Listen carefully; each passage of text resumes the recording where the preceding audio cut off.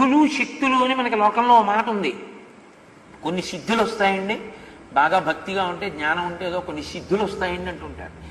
సిద్ధులు వస్తాయి అనుకుని సిద్ధుల కోసం వెంపర్లాడడం, సిద్ధుల్ని అస్తమానం ప్రకటించడం అత్యంత హీనాతిహీనమైనటువంటి ప్రక్రియ.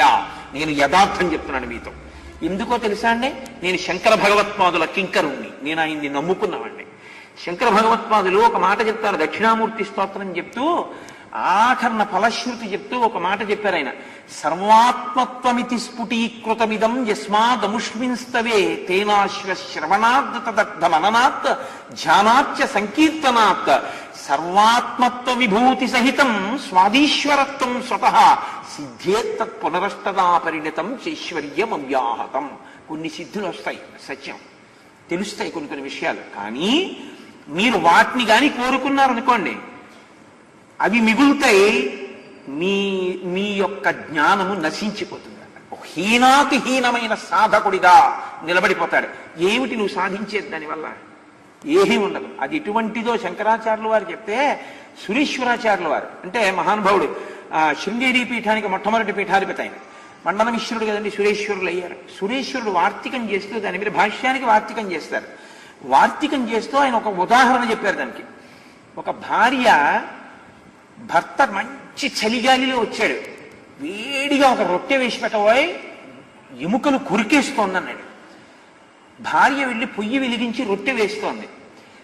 భర్తకి రొట్టె తయారు చేయడం ప్రధాన ప్రయోజనం. భర్తకి రొట్టె తయారు చేస్తున్నప్పుడు పొయ్యి యొక్క మంట వలన సెగ తగలడం అనుషంగిక ప్రయోజనం. సెగ తగులుతోంది, వెచ్చగా ఉంది కదా అని రొట్టెని పట్టించుకోలేదనుకోండి, భార్య మాడి మషి అయిపోతుంది రొట్టె. భర్త తినడానికి ఏమి ఉండదు. సిద్ధుల కోసం వెంపర్లాడిన వాడు తన రొట్టె తాను కాల్చుకున్నవాడు. సిద్ధుల్ని పక్కన పెట్టి తను తరించాలని ప్రయత్నించిన వాడు లోకాన్ని తరింపజేయగలిగిన సమర్థత ఎందు నిలబడినవాడు. అందుకే సిద్ధులు ప్రకటించడం అంత హేయమైన విషయం ఏదీ ఉండదు. తపస్సులు, జ్ఞానులు, మహాపురుషులు అటువంటి వాటి జోలికి వెళ్లరు. శంకర భగవత్పాదుల మాటల్లో అయితే అది కాకి రెట్ట అన్నారు శంకరాచార్యులు గారు. ఇలా తుడిచేయమన్నారు అంతే. సిద్ధి కలిగితే నీకొక కొత్త విషయం తెలిస్తే దాన్ని ప్రకటించవద్దు. కాకి పెంట దులిపినట్టు దులిపేసి ఈశ్వరుడి వైపుకు అడుగులు వేసి అని చెప్పారు. శాస్త్రాలు అలా మాట్లాడే ఉన్న యథార్థాలు అవి. కానీ ఇవాళ మనం ఏమిటంటే, శాస్త్రం ఏం కోణంలో మాట్లాడిందో ఆ కోణంలో అర్థం చేసుకోగలిగినటువంటి స్థితిని మనం అందుకోగలిగితే మనం ఒక సత్యాన్ని ఎరుకలోకి తెచ్చుకున్న వాళ్ళం అవుతాం.